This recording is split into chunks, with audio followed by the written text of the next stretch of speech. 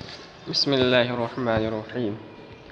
حکایت 12، 12واں قصہ۔ یہ 12واں قصہ ہے۔ کہہ رہے ہیں شیخ سعدی، یکی از ملوک بے انصاف پارسائرہ پرسید۔ تو یکی از ملوک بادشاہوں میں سے ایک بادشاہ، یعنی ایک بادشاہ، اور بے انصاف اسی بادشاہ کی صفت ہے، یعنی ظالم بادشاہ، غیر منصف بادشاہ کا یہ واقعہ ہے۔ یکی از ملوک بے انصاف پارسائرہ پرسید، بادشاہوں میں سے ایک بے انصاف بادشاہ نے پارسائرہ پرسید، ایک پرہیزگار سے پوچھا کہ کدام عبادت فاضل تر است، کہ کون سی عبادت افضل اور بہتر ہے۔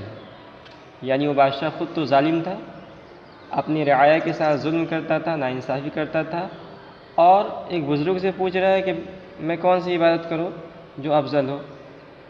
تو بزرگ نے بھی اس کو بہت اچھا جواب دیا۔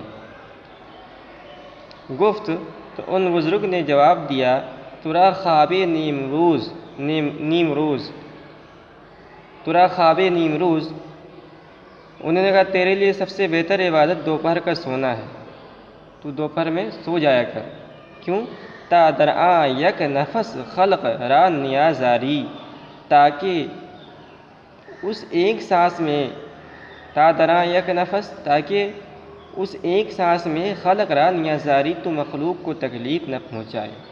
یعنی تو دوپہر میں سوئے گا، اگر 1 گھنٹہ بھی سوئے گا تو تیری بے انصافی سے، تیرے ظلم سے تیری رعایا 1 گھنٹے محفوظ رہے گی۔ 2 گھنٹہ سوئے گا دوپہر میں تو 2 گھنٹہ تیری رعایا تیرے ظلم سے محفوظ رہے گی۔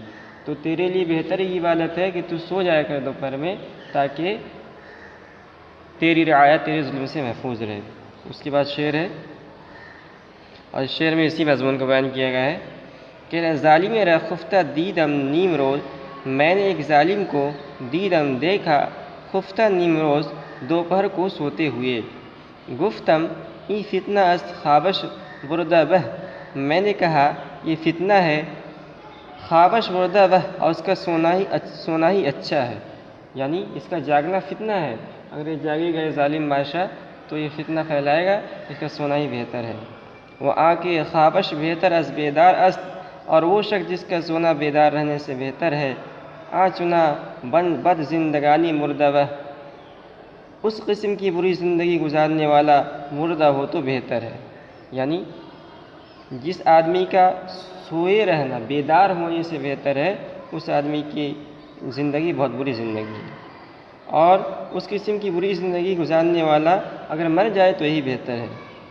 تو اس حکایت سے بات معلوم ہوئی کہ بادشاہوں کے لیے عدل و انصاف سے بہتر کوئی عبادت نہیں ہے، اور ظالم کے لیے سونے سے بہتر کوئی عبادت نہیں ہے، تاکہ مخلوق اس کے ظلم و ستم سے اتنی دیر محفوظ رہے۔